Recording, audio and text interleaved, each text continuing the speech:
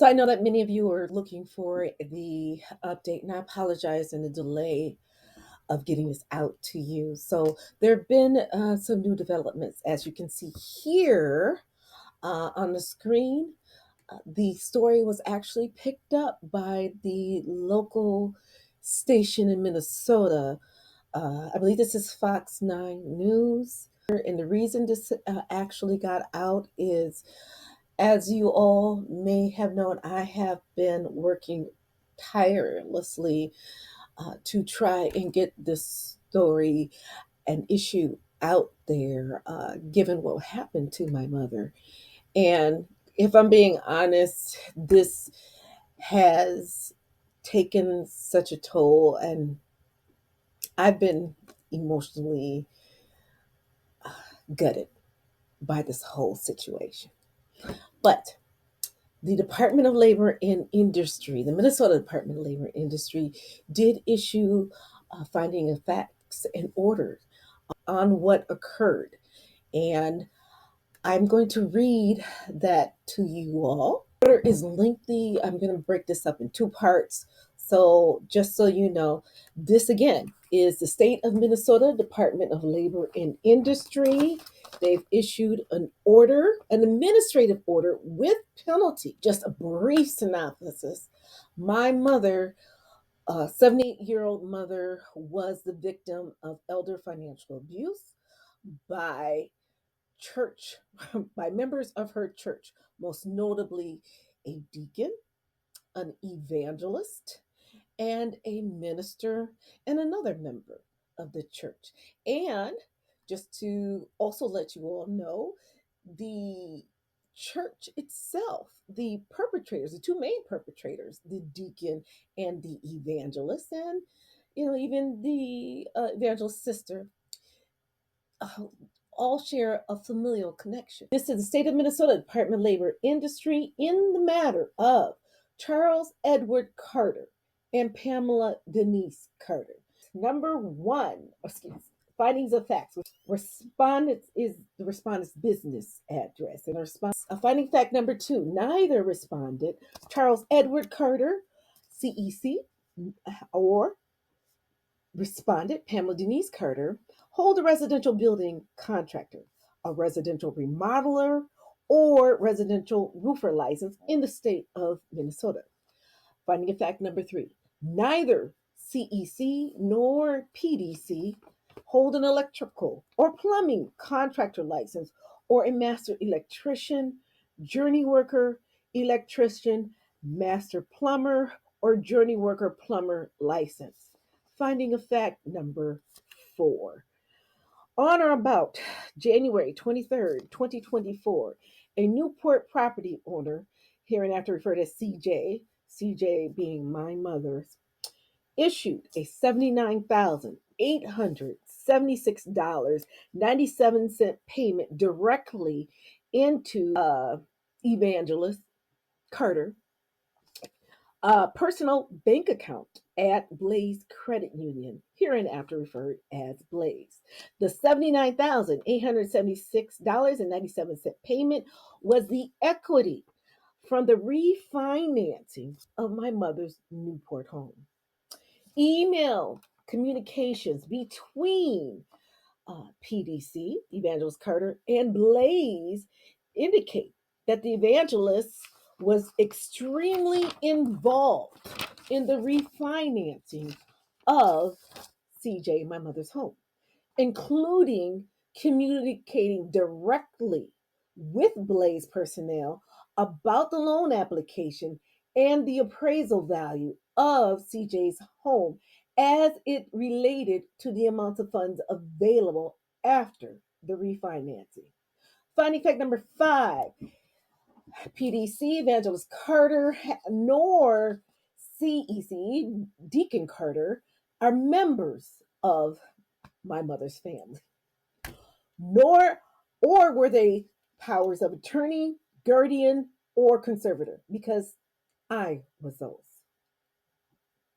On January 29th, 2024, my mother entered into a contract. This is finding fact number six with CEC, Deacon Carter, for the remodeling of her home which included a master bathroom renovation, kitchen renovation, bedroom refresh, guest bedroom refresh, dining room, living room, hallway refresh for a total cost of $40,800.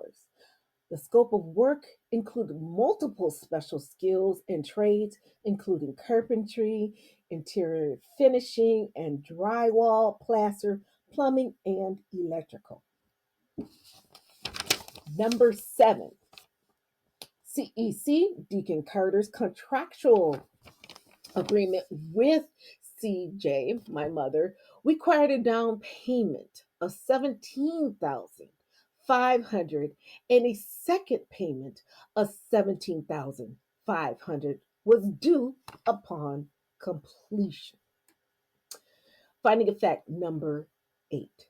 Despite PDC, again, Evangelist Pam, receiving $79,876.97 from my mother on January 23rd of 2024, Evangelist explained the discrepancy between the $40,000 800 contract amount and the $35,000 payment due in a February 3rd of 2024 text message to CJ, again my mother, and it stated, "Mother Jenkins, if your daughter asks, spelling is correct, why the total project doesn't match the payment schedule of $40,000, it's because you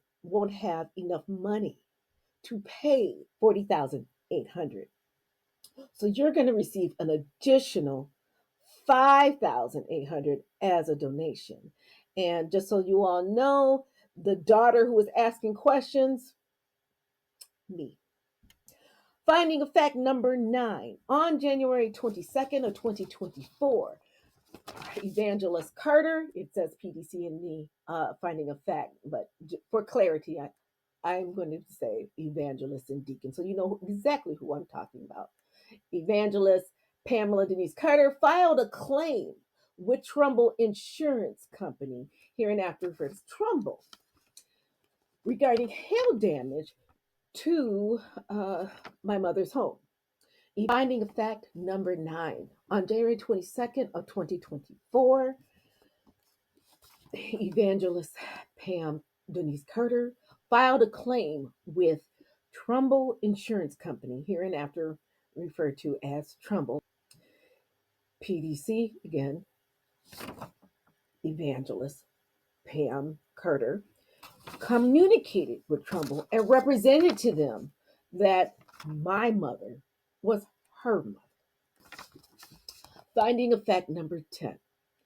Trumbull approved the replacement of my mother's roof and minimal interior repair work to the ceilings in the living room, the hallway, and the bedroom, and issued an actual cash value payment of $848.25 to my mother.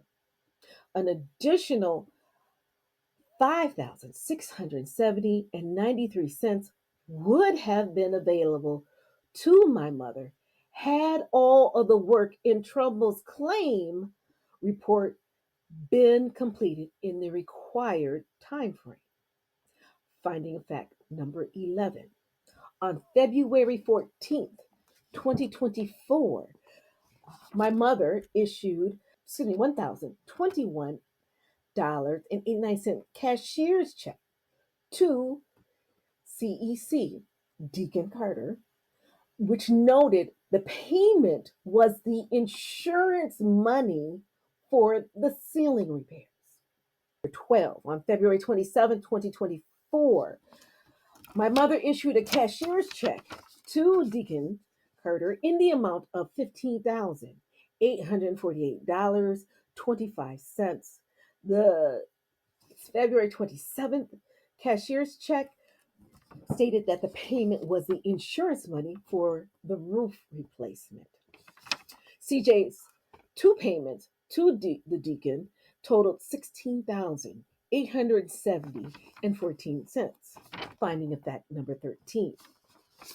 Deacon Carter, CEC, did not enter into a contract with my mother for the roof replacement and interior repairs approved by Trumbull, despite accepting $16,870.14 from her. Finding of fact number 14. On February 27, 2024, Evangelist Carter issued a $12,000 payment to Zach L. Enterprises, LLC, hereinafter referred to as ZLE.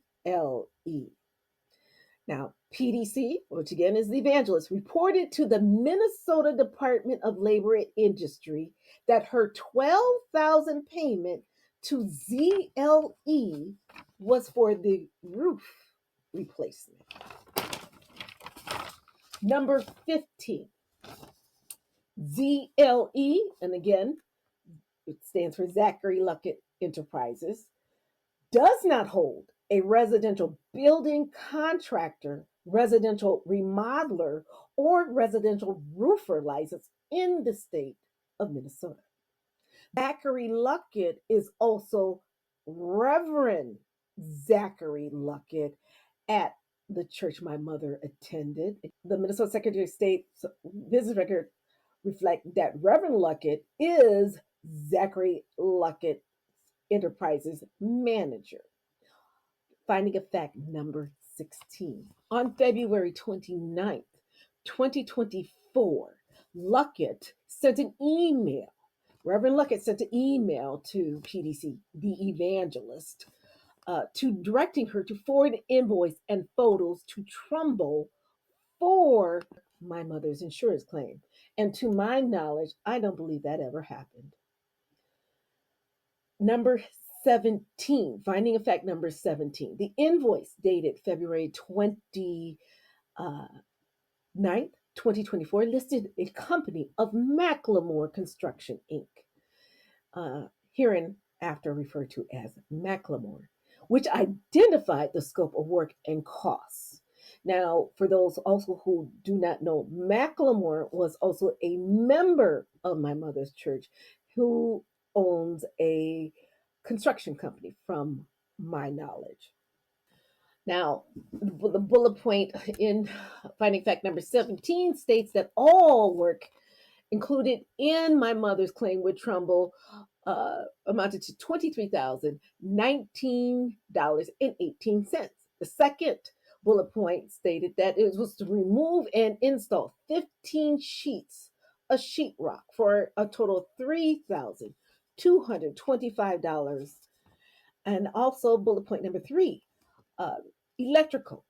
They were to remove and replace ceiling light fixtures in the amount of $765.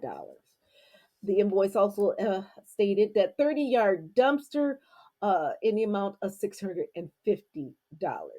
And just for clarity, so that you all know, when you go back and look at the videos, I asked for all receipts. I never saw what was placed in this order. Number 18, Macklemore's invoice enlisted a subtotal of $27,659.18 and an additional amount of $5,531.84 for a total cost of $33,191.02.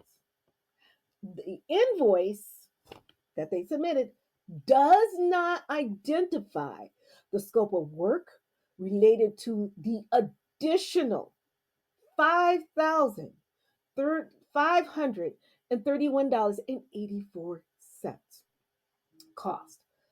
Luckett, and again, Reverend Luckett, identified himself as Macklemore's president / manager on the invoice.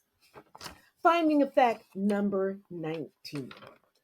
Macklemore does not hold an electrical contractor license that would enable the company or its employers, owners, or officers to perform electrical work in the state of Minnesota. Finding of fact number 20. As of February 29th, 2024, Luckett was not the owner or officer of Macklemore, which holds a residential building contractor license. Neither Luckett, again, Reverend Luckett, nor Macklemore's owner, Nico Macklemore, provided documentation to the department to show PDC, again, Evangelist Carter's $12,000 payment to ZLE, the Reverend Luckett, had been given to Macklemore, which I found very interesting. And stay tuned for part 2 of the order.